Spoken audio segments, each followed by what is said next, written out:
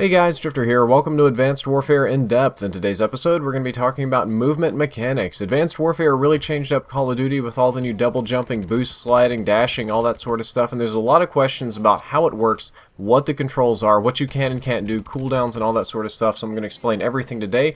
Gameplay is just a little bit of me killing somebody with some submachine guns up here on the roof, but the better question is, how did I get up on this roof to begin with? Well, we're going to skip off of Riot, which is, I think, in the Middle East, and we're going to move all the way over to Seoul, South Korea, and I'm going to be giving you examples of every single different type of movement. So, like almost any FPS shooter ever and previous Call of Duty games, you have your standard left-right walk around on the sticks or the WASD.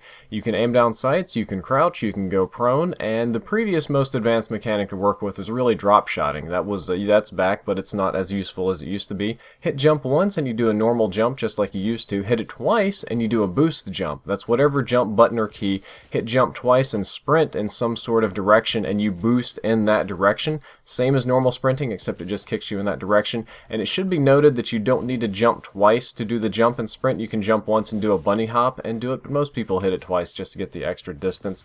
And you can dash and or boost into any direction while you're in midair. It doesn't really matter. Forwards, backwards, side to side. That's not the same when you're on the ground. We're going to get to that in just a second. While you're in midair really high, which would be jump, jump, and then hit crouch, you're going to do a boost slam. Whatever your crouch or prone button is, you hit that one and you're going to do a boost slam from mid-air. The slam deals area of effect damage but requires a direct hit to kill, so unless they're weak, you're going to need to land directly on their head to kill them. You really can't miss with this one. However, if they're running away, if they're weak, they're on fire, if they've taken a shot or two, you can actually kill them with the boost slam shockwave. Next up, we're going to be talking about boost dashing or boost sliding, whatever you want to call it. I call it boost sliding because you slide on your knees. It's similar to the Ghost one, except it used up one of your boosts and it pushes you ahead. You just sprint and hold down the crouch or prone button while you're doing that. On PC, it's going to be crouch. On console, it's the same one. For Xbox, that's B, and I think on PlayStation, it's circle. And it should be noted that you can't shoot while you're doing that unless you have the GUNG perk. The GUNG perk allows you to shoot while sprinting and shoot while sliding, so you cannot shoot while sliding, same as Call of Duty Ghost. Nothing's changed there unless you're using the GUNG perk, which I have a feeling is going to be a very strong perk because it allows you to shoot while doing all these sort of advanced movements. Perhaps the trickiest thing to master is the ground dashing. That's typically going to be seen left and right. You want to double click the sprint button in the same direction. So on console, that's left stick, click in twice in whatever direction I want to boost.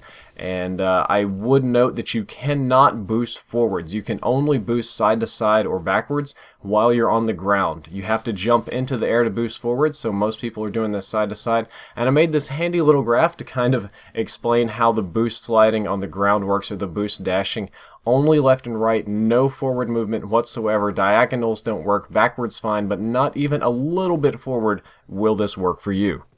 Other important things to note are that your exo stores 2 boosts, and they can be used approximately a half second apart from each other. You don't get 3 boosts, you're not limited to 1, and there is a slight delay so that you can't like boost fake people out. It's a half second delay, it's very small, you're probably not going to have a problem with it, but you can only boost twice. And the recharge time is 3 seconds per boost. This was hand tested, so it might not be perfectly exact, but it's approximately 3 seconds per boost. So if you use both of them, it's going to be 6 seconds before you can use 2 again, or 3 seconds before you can use 1 again.